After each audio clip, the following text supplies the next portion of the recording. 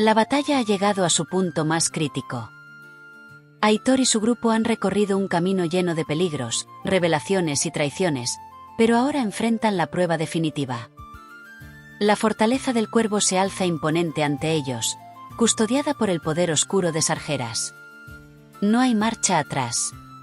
Los lazos forjados en Eldoria se pondrán a prueba mientras luchan por su supervivencia. El precio de la victoria será alto, y no todos saldrán con vida. Prepárate para el clímax de esta historia.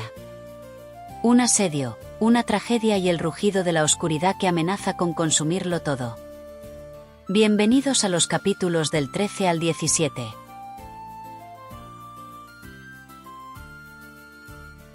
Capítulo 13. La cabaña del chamán. El viento cortaba como un cuchillo helado mientras Aran avanzaba tambaleándose por las calles de viento tormenta, con una mano apretando el mapa empapado y la otra sosteniendo su costado, donde la sangre tibia se filtraba entre sus dedos. Cada paso era un suplicio. La herida del ataque en el mercado de las sombras punzaba como si alguien le clavara agujas al rojo vivo. Los relámpagos rasgaban el cielo, iluminando las torres torcidas de la ciudad, y el rugido de la tormenta parecía burlarse de su miseria. Necesitaba ayuda, y pronto. Recordó que Ivo le había hablado alguna vez de una chamán llamada Kairi, que vivía cerca del viejo molino y curaba a los aventureros por unas pocas monedas. Con la visión borrosa y el aliento entrecortado, se encaminó hacia allí, deseando no desmayarse antes de llegar.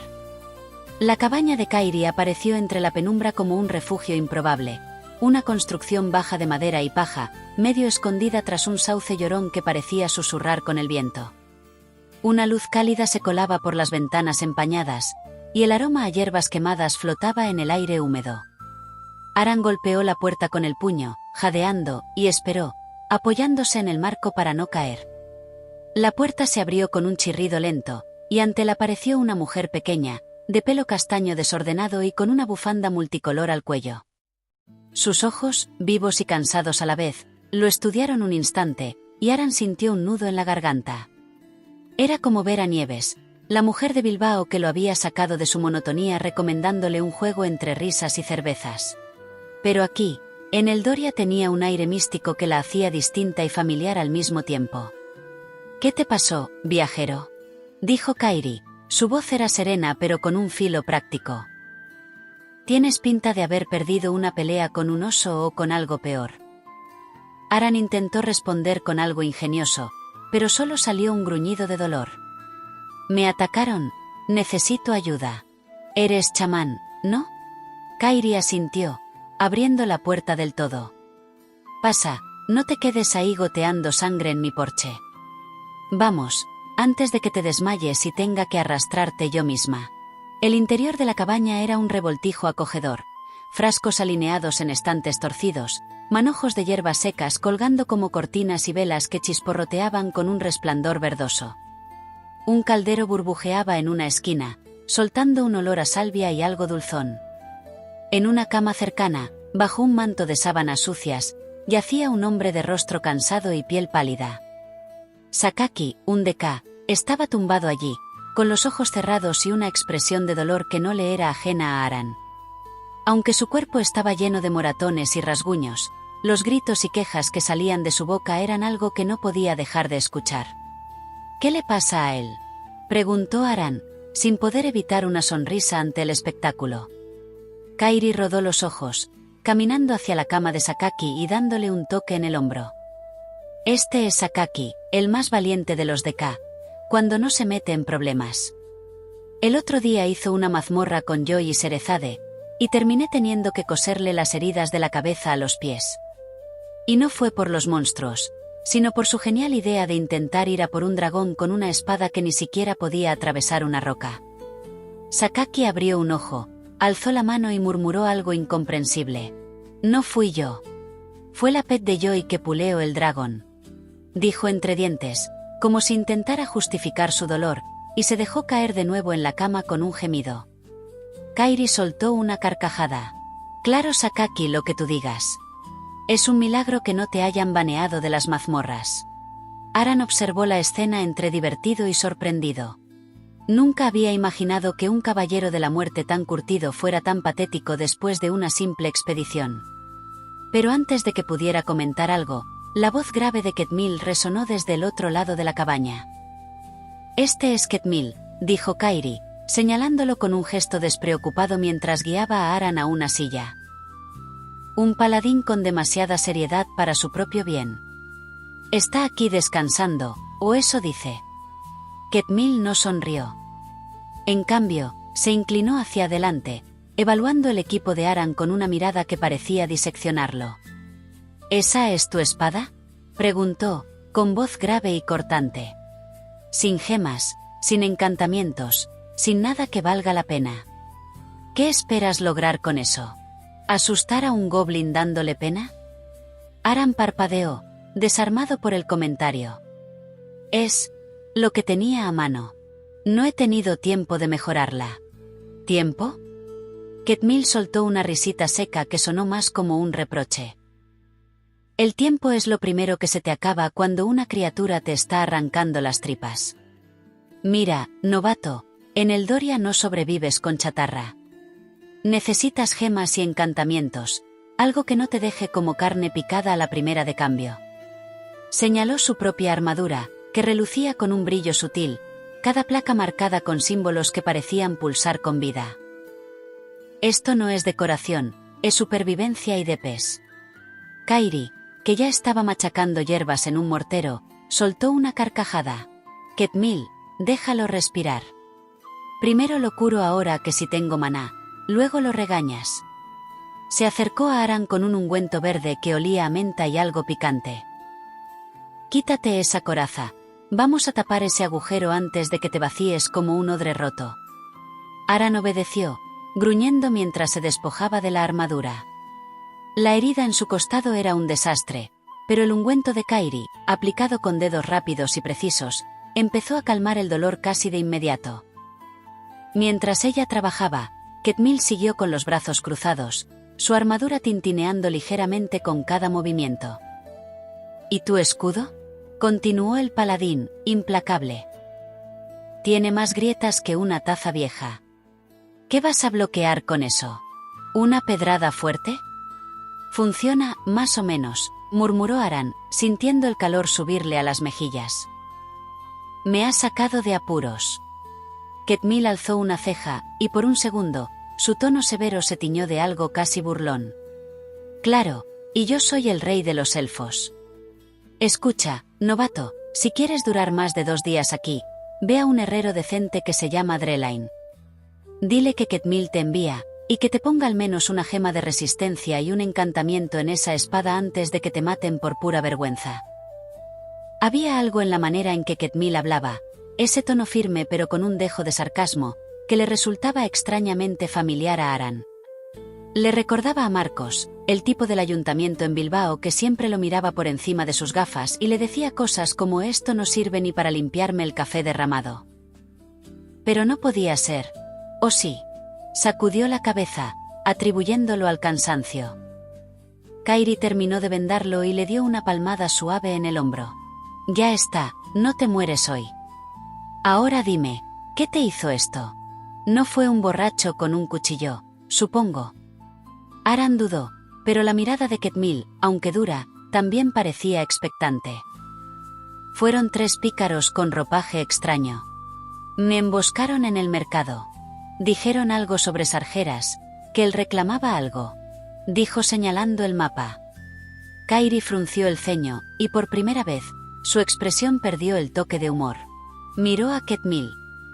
Sargeras, murmuró ella, yendo hacia un estante para sacar un frasco con un líquido azul brillante. Ese nombre está circulando demasiado últimamente. Si está detrás de esto, necesitas más que mi ungüento.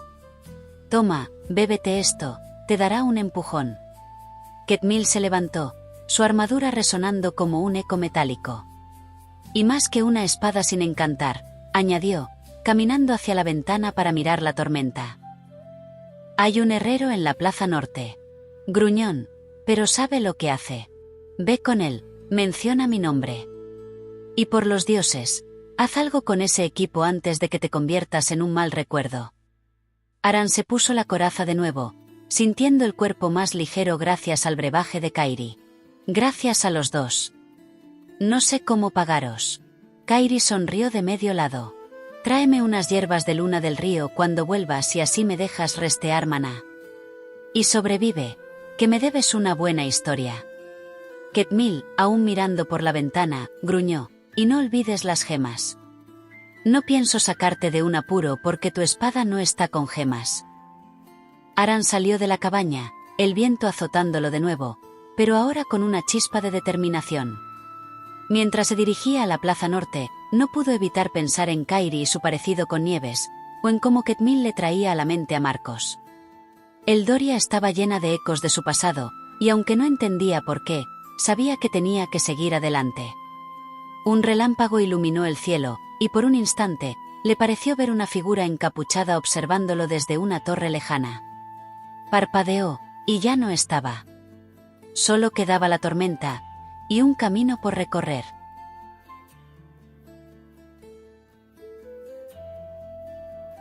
Capítulo 14. El yunque de la codicia.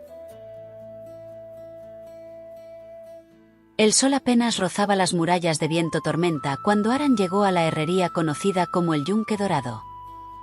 El aire vibraba con el eco de los golpes que provenían del interior, donde las llamas de la forja iluminaban la sala, tiñendo las paredes de un naranja profundo. El olor a hierro candente y cuero quemado se colaba en sus pulmones al abrir la puerta, una puerta que crujía como una advertencia al ser empujada. Dentro, Drelain, el enano herrero, estaba de pie junto al yunque, observando cómo una pieza de armadura cobraba forma bajo su martillo. La forja estaba llena de herramientas desordenadas, y el calor era tan intenso que parecía que las sombras bailaban alrededor de las llamas. Tú, el de la cara perdida», gritó Drelain sin levantar la vista de su trabajo. «Bienvenido al Yunque Dorado. ¿Qué buscas? ¿Una espada? ¿Un yelmo? ¿O solo vienes a perder el tiempo como todos los demás?» Aran se acercó con una espada al cinto, sacándola con rapidez. «Me envía Ketmil. Dijo que la espada necesita un arreglo». Drelain dejó de golpear la pieza, levantó la vista y examinó la espada de Aran con una sonrisa burlona. «¿Ketmil? Ese viejo siempre mandándome basura para arreglar diciendo que no tiene concentración. Mírala. Sin filo, sin runas.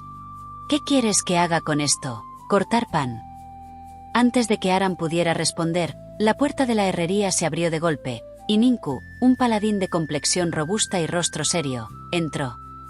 Llevaba su armadura plateada, llena de abolladuras, y una maza que parecía capaz de partir montañas. En sus manos llevaba un pequeño frasco vacío, que agitaba con una mezcla de frustración y desdén. «Drelain, ya basta con tus trucos», gritó Ninku, señalando al enano. «Los frascos del caos que vendes no sirven para nada. Los vendí a unos amigos y terminamos siendo atacados por un enjambre de ratas gigantes. Te lo dije, tu alquimia es un fraude». Drelain levantó una ceja, sin perder su actitud confiada, y dejó escapar una risa sardónica. «Fraude. Eso es arte, Ninku. El frasco del caos tiene su precio, amigo. ¿Quieres calidad máxima? Afloja las monedas». Ninku bufó, cruzándose de brazos. «Calidad. La última vez que compré uno de tus frascos, las estadísticas completamente distintas. En vez de fuerza me dieron intelecto, y te di tus buenas monedas de oro, Drelain». La puerta volvió a abrirse, y esta vez un paladín imponente, Gups, hizo su entrada. Su armadura de platino reflejaba la luz de la forja, y el peso de su maza sobre el hombro parecía un recordatorio de su poder. Su rostro estaba marcado por una sonrisa amplia, que se amplió aún más al ver a Drelain trabajando. «Drelain, viejo amigo», dijo Gups con entusiasmo, dejando que su presencia llenara la habitación. «El jefe del mundo está listo, y necesitamos un cuarto para completar la raid. No será una simple batalla, lo que hay allí tiene más oro que todo lo que has acumulado en años. Ven a lotear con nosotros». Drelain, al escuchar la palabra oro, no pudo evitar que sus ojos brillaran con avaricia. Sin embargo, Alzó una mano y se mostró pensativo. ¿Lotear?, murmuró. ¿Sabes lo que voy a tardar? ¿El tiempo que necesito para encontrar el material adecuado para encantar y reforjar este equipo?, dijo señalando a Aran. Y no hablemos de lo que cuesta la concentración, que es lo que se necesita para hacer que su espada valga algo. Pero Gups, con su carisma innegable, no lo dejó escapar tan fácil. «Drelain», exclamó Gups, haciendo una pausa dramática. «Si quieres acompañarnos a la raid, tenemos algo mucho mejor que oro. Hay una montura especial en el botín, una bestia legendaria. ¿Te imaginas paseando por todo Viento Tormenta sobre ella? El oro es solo el principio, amigo». Los ojos de Drelain brillaron más que nunca.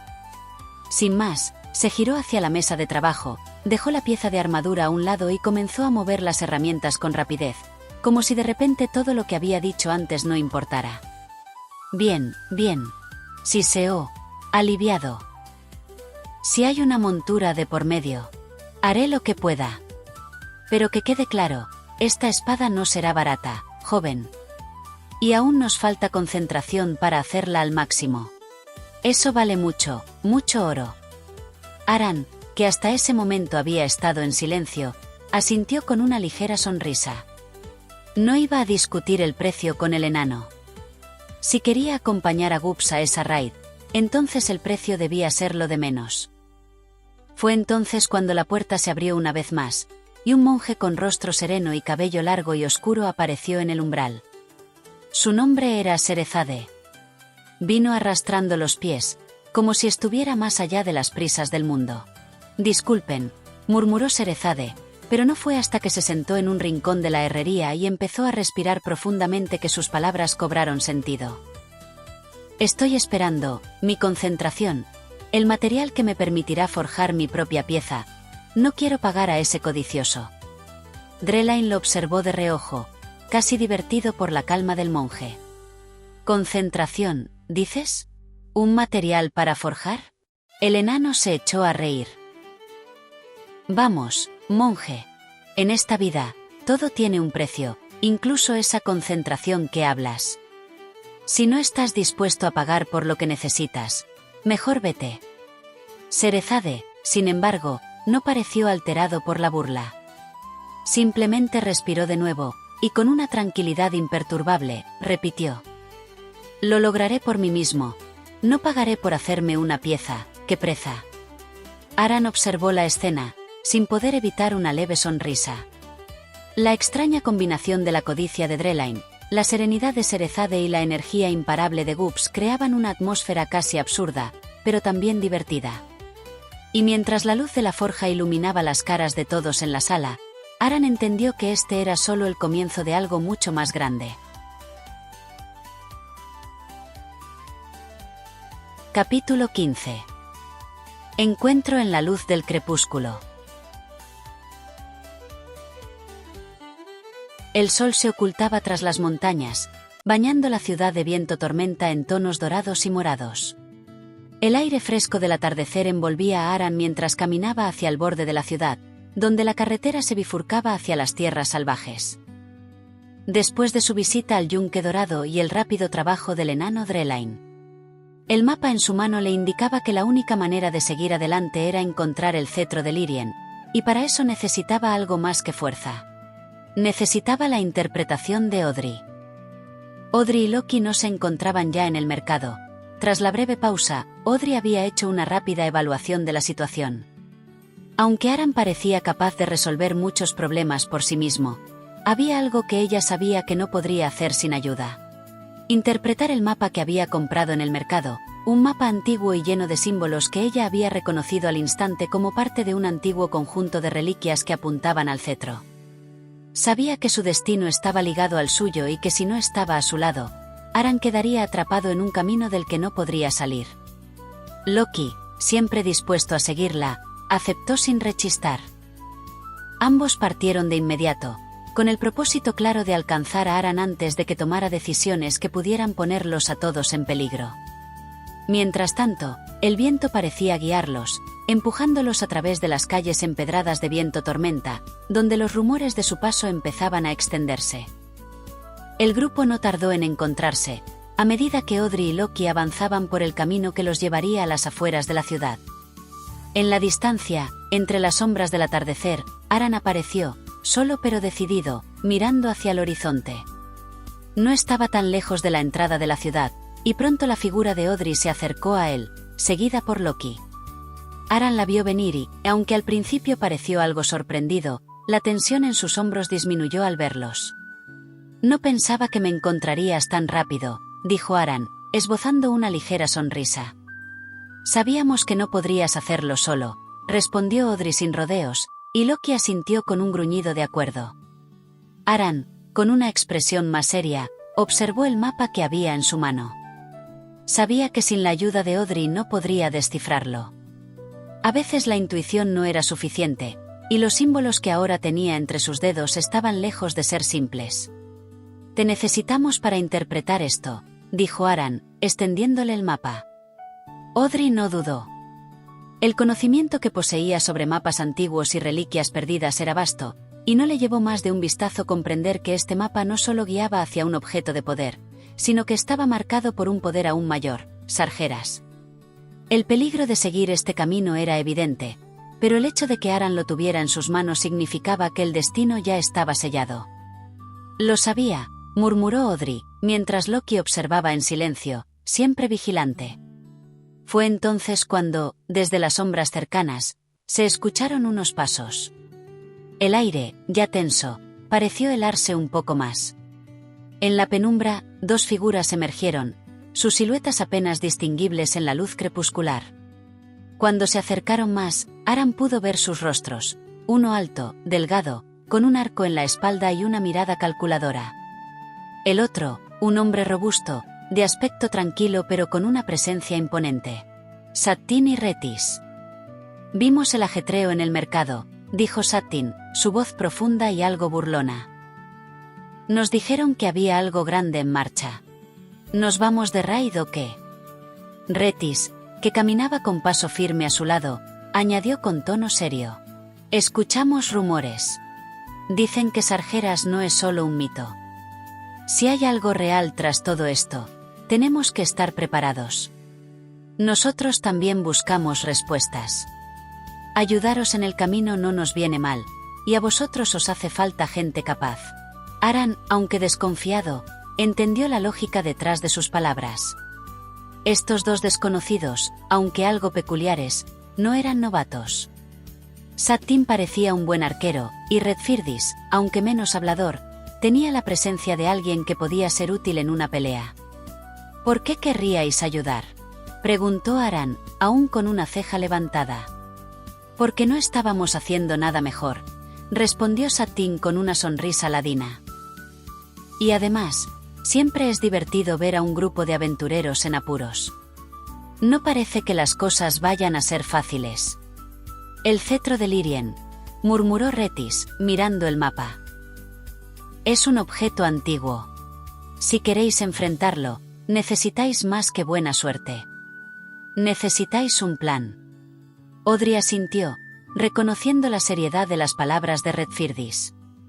Ella misma sabía que estaban a punto de entrar en territorio peligroso. No podía esperar más. El cetro de Lírien no solo era la clave, sino que todo alrededor de su búsqueda parecía estar tejido con la influencia de Sargeras, y ese poder nunca era fácil de manejar. «Está decidido entonces», dijo Audrey. «Necesitamos avanzar antes de que sea tarde. El mapa nos lleva a las profundidades, y si no tenemos cuidado, caeremos en una trampa». Con la decisión tomada, los cuatro se pusieron en marcha. Mientras atravesaban las calles de viento tormenta, Aran sentía que, aunque el grupo era nuevo y sus intenciones no del todo claras, algo en sus dinámicas les unía de una manera inexplicable. Estaban caminando hacia un futuro incierto, pero el destino les había reunido por una razón. De repente, el aire se tensó, como si algo siniestro estuviera por llegar. Las sombras que rodeaban la ciudad parecían moverse por sí solas, y el viento aullaba con fuerza. Aran miró a Audrey, quien caminaba a su lado, y vio en sus ojos una determinación que no había visto antes. Sabía que el viaje sería largo y peligroso, pero al menos no estaría solo. Y entonces, justo cuando la entrada a la oscuridad parecía ante ellos, un escalofrío recorrió su espalda. La batalla para obtener el cetro de Lírien había comenzado. Capítulo 16. El descenso a la oscuridad. El grupo avanzaba por los oscuros pasillos de la mazmorras con el eco de sus pasos resonando sobre las piedras mohosas. El aire denso y pesado parecía comprimirles el pecho, y las paredes, cubiertas de musgo, olían a moho y sangre seca. La única fuente de luz eran las antorchas que Aran había tomado al entrar, pero la luz titilante apenas conseguía disipar las sombras que se alargaban a su alrededor. Cada esquina parecía esconder algún peligro, cada paso un riesgo. Era imposible ignorar la sensación de que algo los observaba, aguardando el momento adecuado para atacar. El mapa de Audrey había sido su guía, pero a medida que descendían, se hacía más evidente que nada de lo que veían era normal. Aquella mazmorras no solo estaba perdida en el tiempo, sino también en la realidad misma. Los símbolos que habían encontrado en el mercado, las advertencias de Sargeras, todo parecía llevarlos hasta aquí, hacia el corazón de una oscuridad que ni siquiera podían comprender por completo. El primero en hablar fue Loki, rompiendo el silencio con una risa nerviosa. ¿Seguro que esto no es una broma de Sattin? ¿O acaso nos hemos perdido? Silencio, ordenó Audrey, mientras su mirada seguía fija en el mapa. Su tono no era de reproche, sino de advertencia. Los demás comprendieron que no era momento para bromas.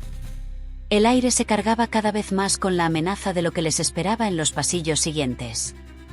Las vibraciones del suelo, el retumbar lejano que aún resonaba en sus mentes, todo estaba conectado de alguna forma. Sargeras ya sabía que estaban ahí. Un grito rompió la tensión cuando llegaron a la primera sala. El altar, con su forma quebrada, y la estatua decapitada de un dios olvidado, todo parecía un monumento a la desesperación. Las columnas rotas apenas se mantenían erguidas, y la luz de las antorchas iluminaba solo lo suficiente para percibir el grosor de la oscuridad que rodeaba el lugar. Pero lo peor era la energía que emanaba del altar. Corrientes rojas, pulsando como si tuvieran vida propia, formaban círculos inquietantes alrededor de la estatua, destellando una maldad palpable que hacía que la piel se erizara. El aire se volvió más espeso, más pesado. ¡Cuidado!, gritó Sattin al notar el movimiento en las sombras. Aran apenas tuvo tiempo de levantar el escudo cuando de las sombras surgieron 4 figuras encapuchadas, cuyos ojos brillaban con un rojo infernal. Eran los sirvientes de Sargeras, y su presencia solo significaba una cosa: la batalla comenzaba. Sattin fue el primero en actuar. Con precisión, disparó una flecha que atravesó a uno de los atacantes, clavándose en su pecho. Pero los otros 2 no vacilaron. Loki fue el siguiente en lanzarse a la acción, su hacha brillando a la luz de la antorcha mientras sus músculos se tensaban al momento de golpear. Audrey, con una palabra, conjuró un rayo de luz que inmovilizó a uno de los sirvientes, mientras Rethys levantaba su escudo y envolvía al grupo en un aura protectora que disipaba los hechizos oscuros que los atacantes lanzaban. Aran, centrado y con la mirada fija en los enemigos, se lanzó al frente. Con un grito gutural, bloqueó un ataque mortal con su escudo y, aprovechando la oportunidad, hundió su espada en el pecho de uno de los encapuchados. El cuerpo cayó al suelo con un ruido sordo, pero el último, que parecía más fuerte que los demás, no cayó tan fácilmente. Con una furia renovada, el sirviente de Sargeras atacó, pero Aran pudo detener su golpe con una estocada precisa. En un parpadeo, la batalla terminó, con el enemigo derrotado y el grupo respirando, aunque no por mucho tiempo. Las sombras seguían acechando. Eso no era todo, murmuró Rethys, mirando a su alrededor, alertando al grupo de que la mazmorras tenía más sorpresas preparadas. El siguiente nivel era un laberinto de pasillos estrechos y traicioneros. Audrey guiaba al grupo, el mapa en sus manos era la única referencia que tenían para no perderse entre las trampas mortales de las mazmorras. Cada paso estaba marcado por el peligro de caer en fosos ocultos o de recibir flechas envenenadas de las paredes. Por aquí, dijo Audrey, señalando una bifurcación en el pasillo. Era evidente que el tiempo corría y no podían perderlo en distracciones. En una de las cámaras intermedias, encontraron lo que parecía una pared tallada con un enigma antiguo. Las letras, aunque desgastadas por el tiempo, aún eran legibles. Soy la luz que no brilla, la verdad que se esconde. ¿Quién soy? Aran se adelantó, sintiendo una corazonada. Era un juego de palabras, y por alguna razón, su mente lo entendió rápidamente. El silencio, dijo con firmeza. La pared tembló, y con un crujido, una puerta secreta se abrió ante ellos, revelando el camino hacia lo que, sin duda, sería el nivel más profundo de la mazmorras. El aire se hizo aún más denso a medida que avanzaban, y pronto se encontraron en la cámara final. La luz de las antorchas no era suficiente para disipar la oscuridad que envolvía la sala, pero algo más la hacía aún más aterradora. En el centro de la cámara, se erguía un caballero negro, cubierto por una armadura espinosa que brillaba débilmente a la luz. Su yelmo ocultaba su rostro, pero los ojos rojos que brillaban desde dentro de la armadura eran más que suficientes para transmitir la furia que habitaba en su ser. «Habéis osado entrar», dijo la voz del caballero, una voz profunda que resonó como metal roto. «La verdad os espera solo en la muerte». La batalla que siguió fue brutal. Sattin disparó varias flechas, pero la armadura del caballero las repelía como si fueran meros insectos. Loki y Aran no perdieron el tiempo, y con un rugido, Loki blandió su hacha, buscando puntos débiles en la armadura, mientras Aran se mantenía a su lado, protegiendo sus flancos. Audrey, con un gesto de las manos, erigió barreras protectoras mientras Retis, con su escudo, sanaba a los miembros del grupo, manteniéndolos en pie. Pero el caballero no se rendía. Cada golpe que lanzaba tenía el poder de aplastar a un hombre por completo, pero el grupo no cedió. El combate alcanzó su punto culminante cuando un rayo de oscuridad golpeó a Aran, pero su espada, como si tuviera voluntad propia, absorbió el impacto y, con un grito de determinación, atravesó el pecho del caballero. Una explosión de luz iluminó la sala, cegando a todos por un instante. Cuando el polvo se disipó, el caballero había desaparecido, y en su lugar flotaba un antiguo pergamino, que Audrey tomó con rapidez. Lo desenrolló y leyó en voz alta, sus ojos reflejando una mezcla de asombro y preocupación. El elegido de Sargeras no pertenece a este mundo. Su alma está atada a dos realidades, y solo al enfrentar al devorador de almas se liberará. Aran frunció el ceño, y Retis añadió con un tono grave. Tu presencia aquí no es casual. Sargeras te marcó, pero existe un camino para romper esa atadura. El devorador de almas podría ser la clave. Loki, golpeando su hacha contra el suelo, añadió. Entonces, el cetro de Lírien es vital. Si puede herir a los inmortales, tal vez te ayude a enfrentarlo. Sattin señaló la salida con firmeza con sus ojos fríos y calculadores. Hemos ganado una pista, pero también hemos puesto a Sargeras en alerta. Hay que moverse ya. Aran guardó el pergamino con determinación, sintiendo el peso de las palabras en su pecho. Que venga lo que sea. Encontraré mi lugar, sea en este mundo o en el otro. Al salir de la cripta, el viento de viento tormenta aullaba con furia, como anunciando un presagio. El grupo avanzaba hacia la luz, absorto en la reciente victoria y en los nuevos planes. Sin embargo, mientras todos se apresuraban a abandonar la oscura mazmorra, Aran notó algo inquietante. Sattin, quien había estado vigilando cada rincón con su mirada fría, se detuvo un instante y se inclinó hacia una esquina oscura.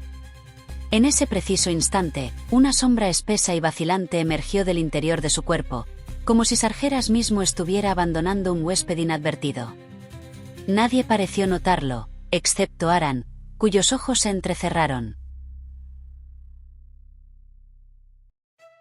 Capítulo 17.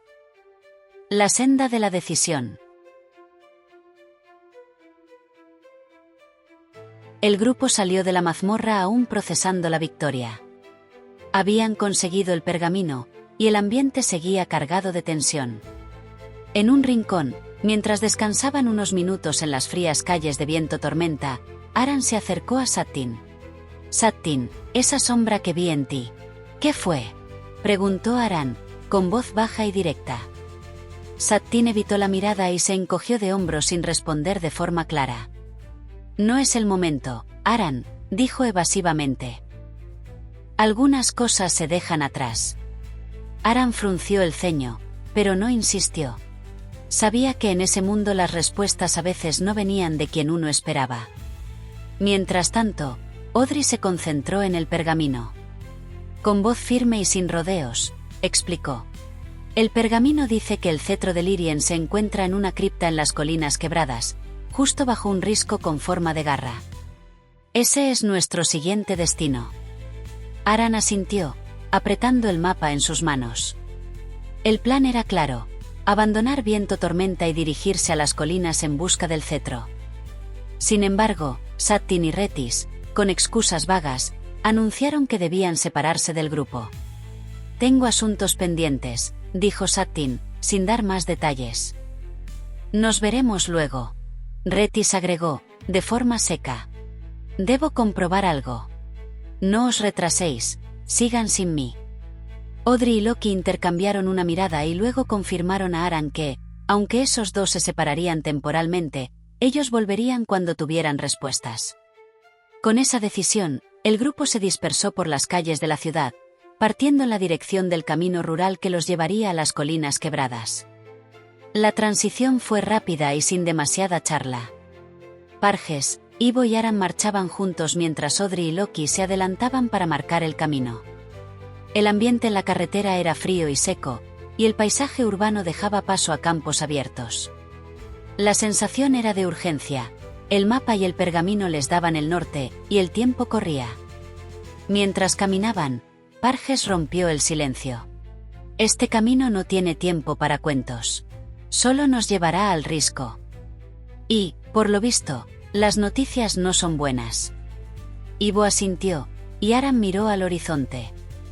El sol comenzaba a declinar, tiñendo el cielo de un naranja apagado. Sin demora, Audrey sacó el mapa y repasó los detalles. El risco en forma de garra marca el inicio de la cripta, dijo con claridad. Tenemos que llegar allí antes de que Sargeras se mueva. En ese momento, unos viajeros que venían en sentido contrario se acercaron. Uno de ellos, con voz entrecortada, comentó que se escuchaban rumores de que Sargeras estaba enviando fuerzas tras los aventureros que se atrevían a buscar el cetro. La noticia se esparció rápidamente entre el grupo. Loki frunció el ceño, y Parges añadió en tono seco. Ya ves, no es solo un cuento. Sargeras se mueve y nosotros estamos en su camino. Aran sintió un nudo en la garganta, pero se obligó a seguir. Mientras avanzaban, el terreno se volvía más accidentado y la carretera se adentraba en zonas de vegetación escasa y piedras dispersas. La tensión crecía en cada paso, pero el grupo mantenía el rumbo. Horas después, justo cuando el sol se ocultaba y la noche comenzaba a extender sus sombras, el grupo llegó a la base de las colinas quebradas. Ante ellos, el paisaje se transformaba en una extensión rocosa, con el risco en forma de garra elevándose en la distancia. La atmósfera era dura y sin adornos. Cada paso era una apuesta contra el terreno inhóspito. En ese preciso momento, se reencontraron Sattin y Rethys, quienes regresaron con prisa, no se detuvieron a explicar sus asuntos, pero la tensión en sus rostros dejaba claro que habían comprobado algo importante. Lo siento por la demora, dijo Sattin, con voz seria. Hemos visto cosas que nos obligan a actuar rápido.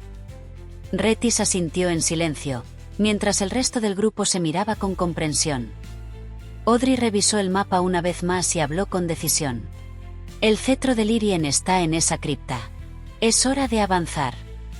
Aran miró el risco, con la luz tenue de la luna reflejándose en las rocas, y sintió que cada paso los acercaba a lo desconocido.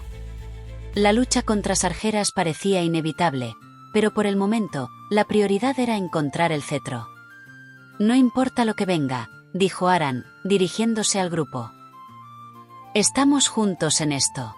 Avancemos. El grupo, ahora unido y decidido, se preparó para entrar en el territorio del risco. La noche era oscura y el silencio, aunque tenso, estaba lleno de una determinación compartida. Sabían que el siguiente paso los llevaría a la cripta y, con ella, a la lucha final por el cetro.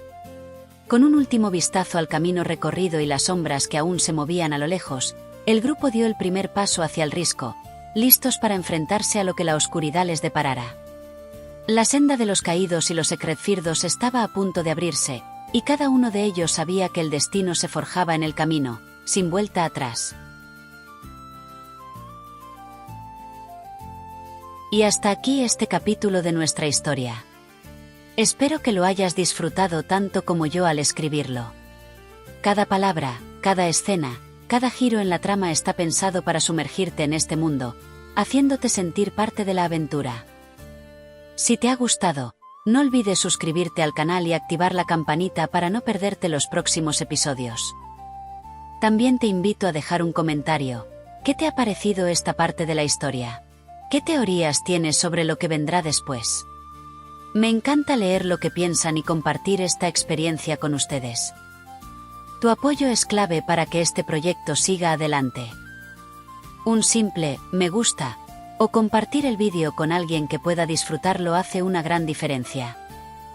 Y si quieres contribuir aún más, revisa la descripción, donde encontrarás formas de ayudar al canal a seguir creciendo. Pero lo más importante es que sigamos viajando juntos por estos relatos. Explorando nuevos mundos, descubriendo personajes y viviendo historias que nos hacen sentir, reflexionar y soñar.